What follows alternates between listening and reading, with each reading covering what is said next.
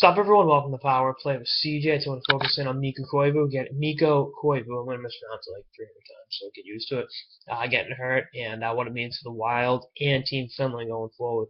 I like Koivu as a player. He's got 35 points through 44 games and was on an absolute heater going into the game he got hurt against Washington. 2 assists against the Capitals before he got hurt.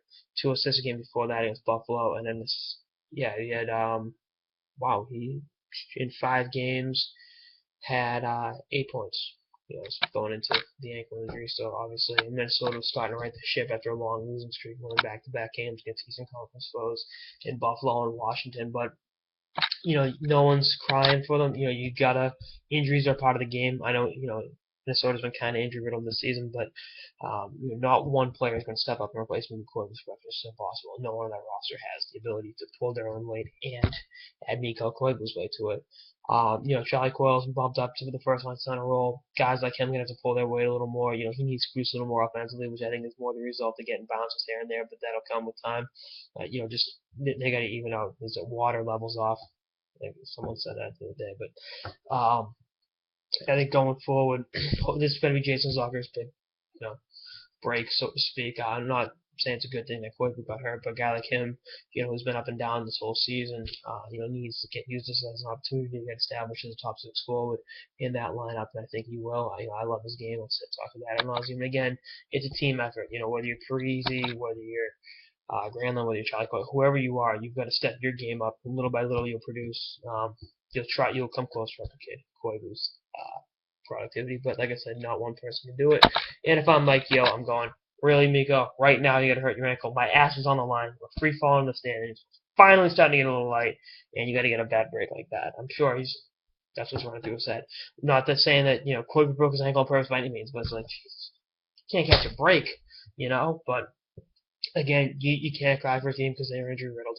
You got to put your best foot forward and put the best lineup you can, and hope your players throughout the lineup produce accordingly. That's going to be something to watch going forward in Minnesota. And then for Team Finland, I'll tell you one guy who isn't glad Koivu's in pain, but Sasha Barkov in Florida has all but cemented his spot anyway, but B, this is his opportunity to be big time. Koivu's doubtful for the Olympics. He's 4 weeks out from playing. Opening ceremony's 31 days from today. He's got to kind of close. If I'm Team Finland, you sit on your hands for, I think there's a certain date where you can add or subtract an injured player. That's going to be something to watch. And like I said, Barkov, he's been one of the hottest rookies in the NHL in the last 4 or 5 weeks, and he's an amazing talent. I'm high on him. I always have been high on him. Look back at the old clips, what I've said about him, but between Finland and the Minnesota Wild, again, you don't replicate a player like this through one guy. Everyone has to step up and pull their own weight and, up their games a little bit. And I think if Minnesota can do that, they'll be fine. And Finland is, in tough shape because, they just won the gold in the World Juniors, hoping to add another medal on the international stage. But the one thing Finland has is goaltending at, plenty of that, so we'll see what happens. Anyway, that's on this episode of the Power Play with CJ. Mikko Koivu getting hurt. So different episodes for the season and beyond. Later, guys.